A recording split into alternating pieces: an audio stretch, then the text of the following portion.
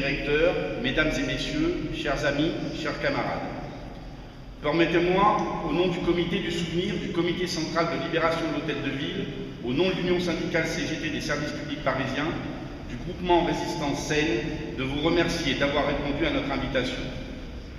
En célébrant ce 70e anniversaire de la libération de Paris, nous rendons hommage au peuple parisien qui, en août 1944, libéra Paris et aux peuples alliés qui, le 8 mai 1945, mirent fin au nazisme.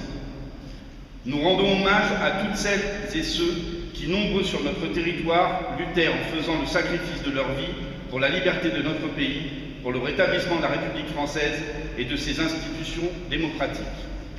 Pendant 4 ans, la France a été occupée par les nazis et durant ces 4 années, alors que les grands industriels trahissaient, la classe ouvrière résistait.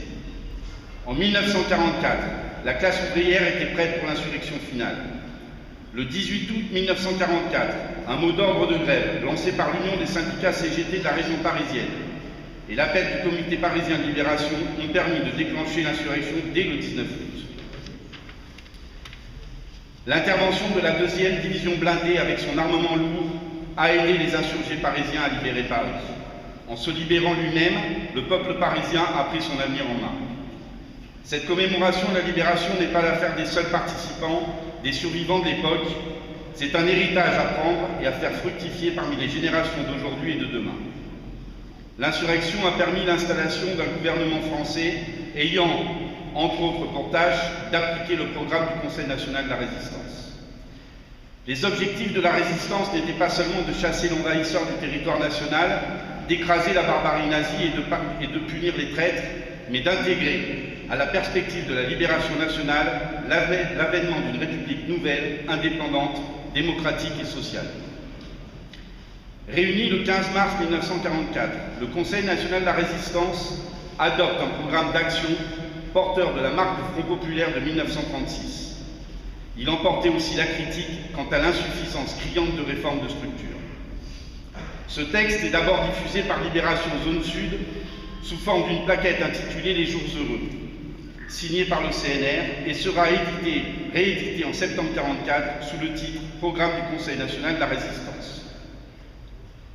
Les mouvements, groupements, partis ou tendances politiques signataires proclament qu'ils sont décidés à rester unis après la libération en vue d'instaurer un ordre social plus juste.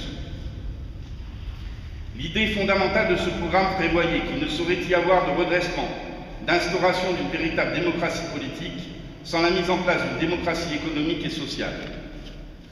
Aujourd'hui, alors que les grands financiers, le MEDEF, les gouvernements successifs soumis à leur diktat n'ont de cesse de remettre en cause ces fondamentaux qui permettront à notre pays en ruine de se relancer, ce programme n'apparaît en rien dépassé, bien au contraire. Sur le plan économique, instauration d'une véritable démocratie économique et sociale impliquant l'éviction des grandes féodalités économiques et financières de la direction d'économie.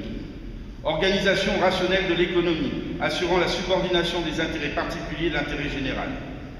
Nationalisation des grands moyens de production, monopolisés, fruit du travail commun, des sources d'énergie, des richesses du sous-sol, des compagnies d'assurance et des grandes banques. Rétablissement de la liberté de la presse, son honneur et son indépendance à l'égard de l'État et des puissances de l'argent.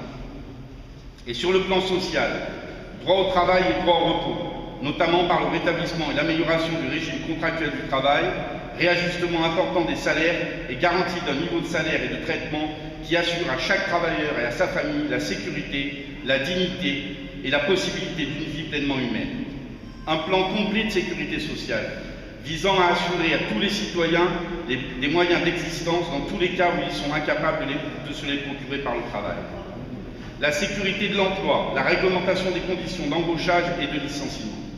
Une retraite permettant aux vieux travailleurs de finir dignement leur vie. La possibilité effective pour tous les enfants de bénéficier de l'instruction et d'accéder à la culture la plus développée, quelle que soit la situation de fortune de leurs parents. Le service public, le système de protection sociale, le statut de la fonction publique, les conventions collectives, le code du travail, le droit de grève, le droit au logement, au travail, à un salaire décent, à une retraite pour tous, les libertés collectives et individuelles et d'autres fondements progressistes de notre société sont en grande partie issus du programme du Conseil national de la résistance. Cette grande idée n'a pu être réalisée pleinement car les forces réformistes qui dirigeaient notre pays dans les années qui suivirent la libération ont déjà cédé à la pression du grand capital international. Aujourd'hui, dans un pays livré au pouvoir de la finance, à travers les politiques ultralibérales où l'idéologie fasciste refait surface, le patronat n'a de cesse de remettre en cause tous les acquis sociaux des salariés qu'on en juge. Remise en cause de la retraite à 60 ans, de notre système de protection sociale et de santé, privatisation, destruction de la fonction publique, remise en cause des droits syndicaux et du droit de grève, poursuite contre les militants syndicaux, mise à l'index des communautés et des immigrés, criminalisation des pauvres, rigueur salariale alors que des cadeaux sont largement distribués aux plus riches. Cette cruelle réalité est rappelée chaque jour par la crise financière, crise que l'État cautionne en offrant à la finance des milliards d'euros sans aucune contrepartie. Cette politique est dangereuse pour la classe ouvrière et pour la démocratie. Le monde du travail le sait, il s'y est opposé dans les luttes. Les dernières élections politiques, municipales et européennes, ont révélé combien la fracture sociale est grande. Rien ne justifie la remise en cause de ces conquêtes sociales. Les salariés vont peser de toutes leurs forces pour les conserver et les étendre. C'est une question de justice sociale. Le patronat exerce une pression sans faille pour accomplir le sale boulot.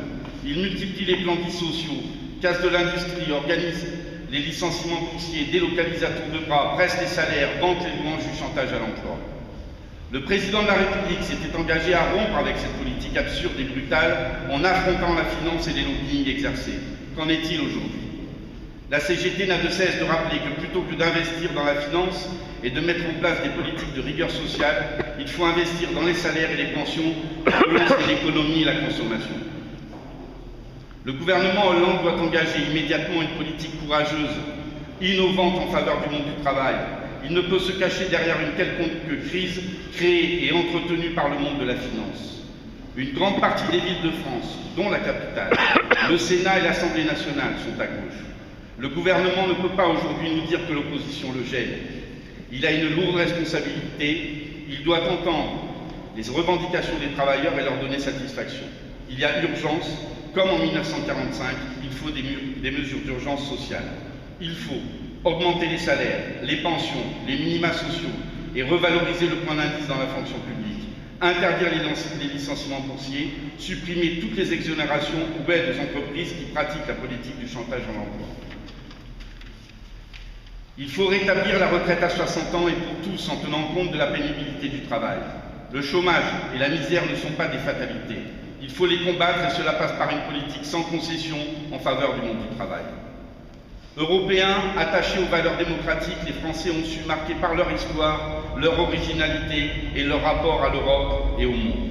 Plus que tout, nous sommes attachés à défendre partout où elles sont menacées les libertés et la paix. Le lourd tribut payé par notre peuple tout au long de ces heures tragiques de notre histoire nous a appris combien il ne faut jamais excuser, négocier les moindres dérapages, mettant en cause et fragilisant les équilibres trouvés depuis 1945.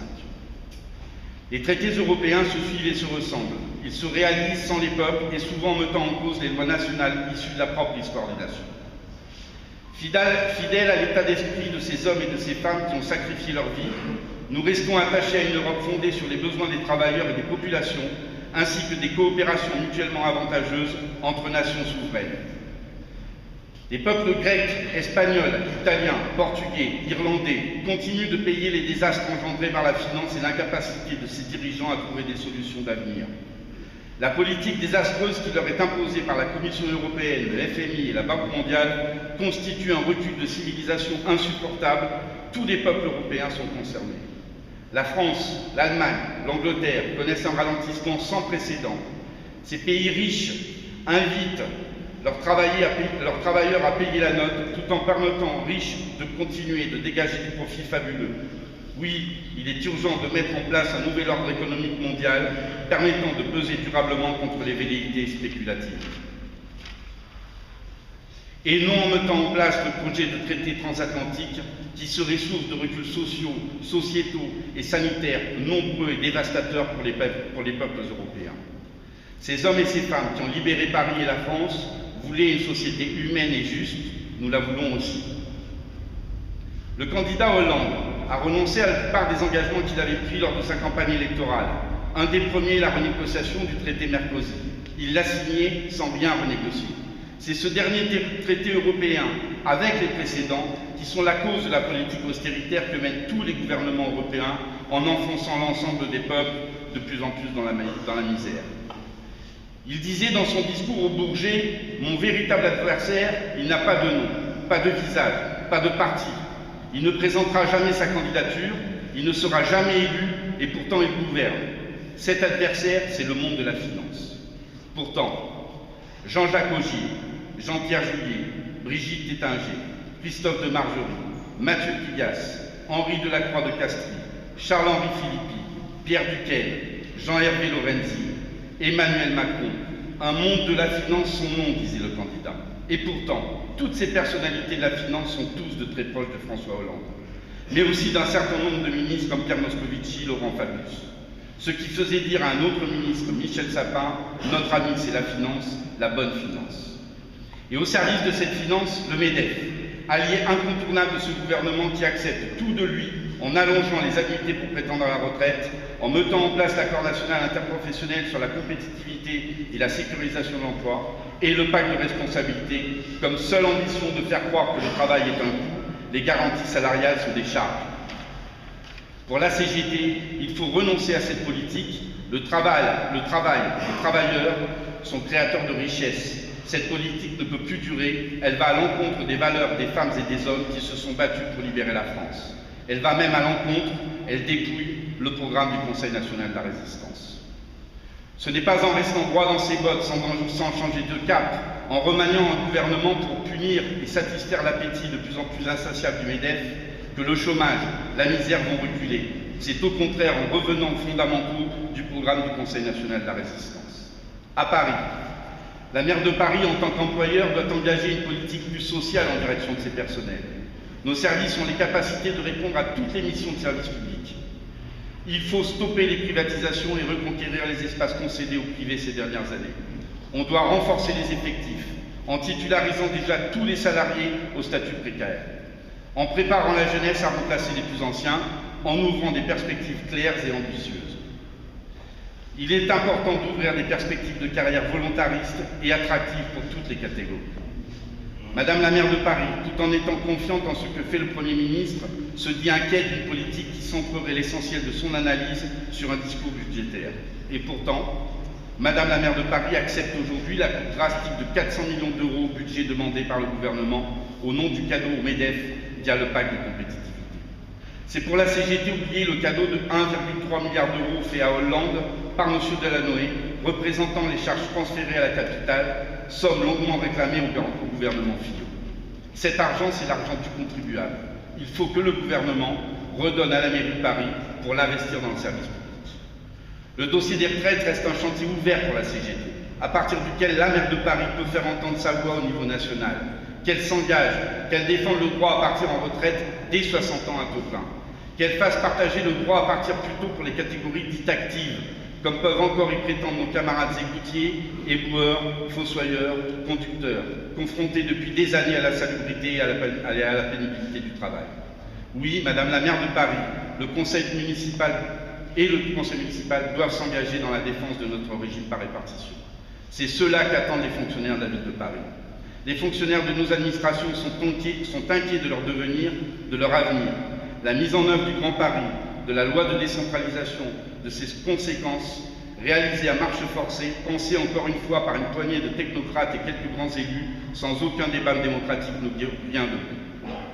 Dans le sillon de nos anciens, nous relevons le défi de la lutte pour la satisfaction des besoins sociaux et l'éradication de la pauvreté opposée à l'égoïsme des plus riches. Toutes les évolutions sociétales doivent être tournées vers le bonheur de l'être humain et la préservation de notre planète. Les progrès extraordinaires des moyens technologiques bien maîtrisés le permettent. Il n'est plus possible d'accepter que continue de se développer la misère, la précarité, l'exclusion à une vitesse effrayante, que des millions de personnes ne puissent se loger, se nourrir, se vêtir, se soigner. Il n'est plus possible d'accepter qu'encore aujourd'hui en France et dans le monde, la recherche des profits maximum sacrifie les êtres humains, jette des millions de salariés à la rue sans travail, au banc de la société. La sécurité sociale est un héritage du programme du Conseil national de la résistance, qui ne peut être vidé de son contenu. La municipalité parisienne mesure-t-elle toutes les conséquences de ses choix socio-économiques quand elle décide de liquider les correspondants de la ville de Paris et de l'assistance publique de notre centre de sécurité sociale professionnelle 602? C'est tout simplement inacceptable. Notre centre de sécurité sociale professionnelle 602 est aujourd'hui en grave danger. Il n'est plus rare de voir la sécurité sociale fermer ses centres d'accueil, privant les assurés sociaux d'un juste accueil face aux nombreux problèmes auxquels ils sont chaque jour à davantage exposés. Il faut engager une véritable reconquête sur le champ de la santé au niveau national, au niveau des collectivités, que tous les acteurs agissent de concert afin de préserver ce que nos anciens ont su mettre en place alors que notre pays était dévasté par la guerre, un pays à reconstruire alors que le nombre de veuves et d'enfants pupilles de la nation se retrouvait en pleine détresse. Il faut cesser immédiatement de casser nos hôpitaux et leur donner au contraire tous les moyens financiers et humains que les personnels revendiquent. C'est bien pour ces combats que sont tombés celles et ceux à qui nous rendons hommage aujourd'hui. C'est pourquoi, aujourd'hui comme demain, il convient de prendre des mesures économiques et législatives réellement anticapitalistes pour opérer des choix décisifs, alliant les intérêts de la nation à ceux du monde du travail. La France se doit de respecter le courage de son peuple, de ses femmes, de ses hommes, qui, dans les durs moments de l'occupation, à tous les échelons de notre société, ont su, par-delà leurs idées, se retrouver et faire face ensemble à l'adversité. Au plan national et international, les forces réactionnaires d'extrême droite continuent d'avoir une influence qu'il ne faut pas négliger et qui constitue un danger pour la démocratie et les libertés dans notre pays. Le sentiment d'injustice grandissant dans notre société ne peut que conforter les sentiments populistes portés par certains dirigeants politiques. Rien ne saurait justifier ceux qui, misant sur les méfaits de notre société, font tout pour faire ressurgir les réflexes racistes et xénophobes, thème cher au nazisme. Rien ne saurait non plus justifier l'attitude de ceux qui contribuent et encouragent au développement de ces thèses. Nous condamnons et exigeons la plus grande fermeté des pouvoirs publics devant tous les comportements qui conduisent à entretenir le terreau de la haine raciale. Les loups sont lâchés, ils sont aux portes de Paris. Des propos à caractère homophobe et raciste sont versés de manière régulière, y compris repris dans certains médias au nom de l'information. Des groupes ultra-violents reprennent du service et se croient autorisés à passer à l'acte. Non, rien ne saurait justifier les pratiques qui bafouent les valeurs républicaines, humanistes et de respect des droits de l'homme qui font l'honneur et l'image de la France dans le monde, valeurs auxquelles étaient profondément attachés celles et ceux que nous honorons aujourd'hui. C'est aussi ce qui renforce, comme tant d'autres organisations et de personnalités, notre combat avec les sans-papiers, les sans-droits, les sans-logis, tous les exclus de notre société. Sans-papiers et sans-droits, dont les parents et beaucoup d'entre eux se sont sacrifiés pour la France dans les 2 guerres mondiales. La France, terre d'asile, doit le rester. Nous condamnons toutes les expulsions et les arrestations de sans-papiers. Nous exigeons un engagement fort du gouvernement dans la régularisation de l'ensemble des sans-papiers. Nous revendiquons le droit au travail pour tous, y compris les Roms hébergés sur notre territoire en conditions de vie souvent inhumaines.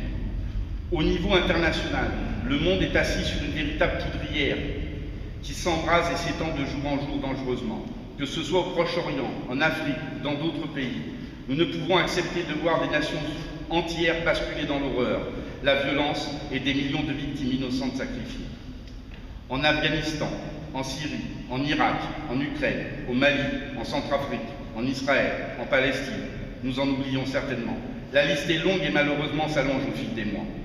Ces conflits incessants sont des guerres injustes, supportées pour l'essentiel par les simples gens, au nom d'intérêts purement économiques et capitalistes, sur fond trop souvent de religion et d'intégrisme. Nous récusons toute forme d'intégrisme religieux, d'où qu'il vienne, quelle que soit sa nature. Chacun a le droit de croire dans le plus grand respect de la liberté et du droit. En ce qui concerne le conflit israélo-palestinien, il faut dire stop au génocide que subit le peuple palestinien.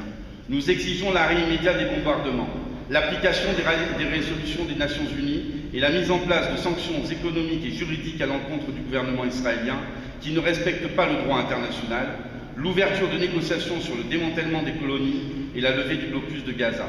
Il est grand temps qu'un État libre palestinien et souverain soit reconnu internationalement. À ce propos, il est inacceptable qu'en France, seul pays au monde où l'on a pu interdire des manifestations contre la guerre, et que l'un des signataires, au nom de toutes les forces organisatrices de ces manifestations, soit inquiété aujourd'hui par la justice comme un vulgaire casseur. Non, ce n'est pas possible. Où qu'elle soit, la guerre est toujours un drame pour les populations, car elle draine son cortège de victimes innocentes, de destruction massive de toutes sortes. Elle laisse toujours des traces indélébiles. En premier lieu, ce sont toujours les femmes et les enfants qui paient le lourd tribut. La France, pays des droits de l'homme, de la Révolution, a le devoir de faire entendre sa voix, d'aider les peuples à gagner leur émancipation, les gouvernements démocratiques à mieux partager les pouvoirs. Il est indispensable pour que gagne la paix, que tous les peuples gagnent enfin leur liberté. À l'Est comme à l'Ouest, au Nord comme au Sud, cela ne peut se faire sans les Nations Unies, sans qu'un nouvel ordre économique international s'installe et permette de régler au plus vite tous les problèmes dans l'intérêt des peuples concernés par la voie de la raison et du dialogue. La paix est trop précieuse pour que nous ne luttions pas pour la préserver. Un seul souci nous guide, l'intérêt des peuples. Le désarmement et la sécurité collective entre les nations sont autant de questions d'actualité. Qui peut nier aujourd'hui que le développement du progrès social ne passe inévitablement par un désarmement massif? Jaurès disait « L'affirmation de la paix est le plus grand des combats ». Avec toutes les forces de paix, en France et dans le monde, nous crions « Consacrons à la vie ce qui est consacré à la mort ». Non, l'oubli n'est pas de mise, et c'est à nous qu'il revient de ne pas permettre qu'il s'installe. Et pour cela, il n'est pas possible non plus qu'au fil des ans, dans nos services, les personnels soient empêchés de venir à cette commémoration. Nous combattrons avec toutes les forces de progrès pour plus de justice sociale et économique, de démocratie et de paix, cet idéal qui animait celles et ceux qui sont tombés pour la libération de notre pays et pour lequel nous sommes réunis aujourd'hui afin d'honorer leur mémoire. Permettez-nous de citer parmi eux Louis Chevalier, employé du réseau souterrain des égouts. Il fut l'un des 136 conseillers municipaux de banlieue arrêtés pour n'avoir pas renié son idéal. Interné au camp d'Incourt en octobre 1940, puis en juillet 1942 à Compiègne, camp créé pour les ennemis du Reich, et Auschwitz, dans le convoi dit des 45 000, avec plus de 1000 autres militants, dont seuls 119 reviendront. Louis sera assassiné avec 146 autres en septembre 1942. André Mortureux, sous-brigadier, il subit le même sort que son camarade Louis Chevalier. Il est membre actif du PCF à Sevran, secrétaire d'un comité d'usagers de la SNCF, même refuse de désavouer ses engagements. Il est signalé par le commissaire de police de Livry-Gargan pour distribution de tracts. Il est interné au camp d'Incourt, puis Compiègne, puis Auschwitz. Il est assassiné le 8 octobre 1942. Jules Latuile, commis ambulant principal au service de l'Octroi, retraité le 1er novembre 1942, médaillé militaire et croix de guerre, recensé dans le convoi du 24 janvier 1943, dit des tatoués, arrivé le 30 avril à Auschwitz, puis Buchenwald, plus de 800 périront sur 1670. Ce convoi est composé à 70% de résistants. Jules périra le 6 mars 1945 à Buchenwald. Paul Tomou, secrétaire régional des hôpitaux psychiatriques de Paris, massacré dans un maquis du Limousin. Maurice Robinet, cantonnier du nettoiement, torturé à mort par la police de Vichy. Armand Lemaner, adjoint technique, mort en déportation. Jean Selme, ingénieur des services techniques. Ducostal, chef de bureau. Maury, égoutier. Pourchasse, ouvrier d'État, service des eaux. Celton, préposé, assistance publique.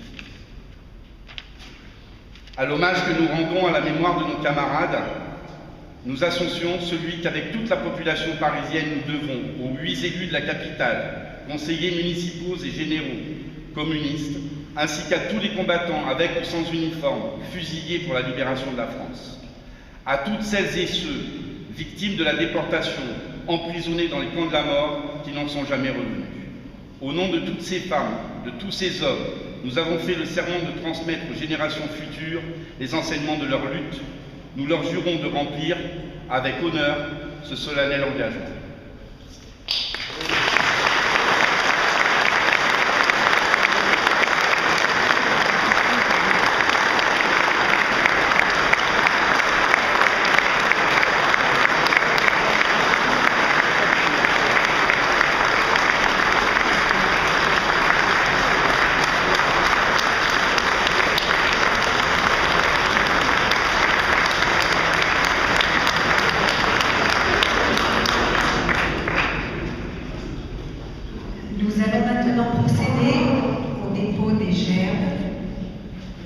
gerbes seront déposées pour honorer la mémoire des fonctionnaires, ouvriers et agents morts pour la France. Garde à vous.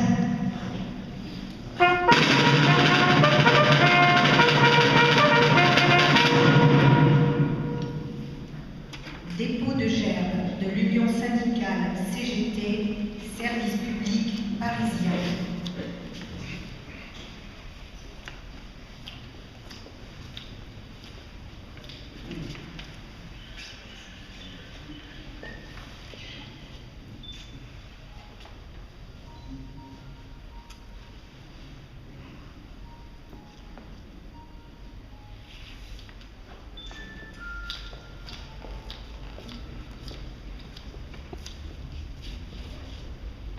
Dépôt de gerbes du groupe communiste et élu Front de gauche.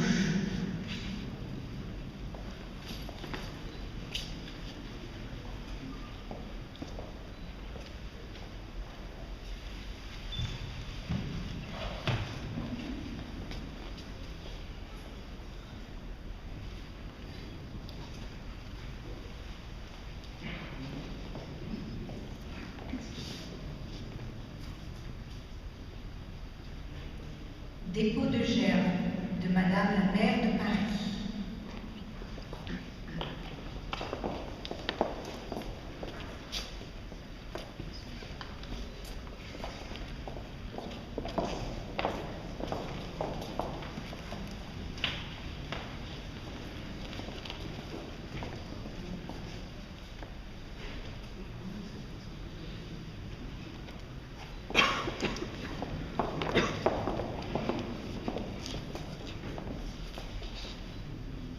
Aux morts.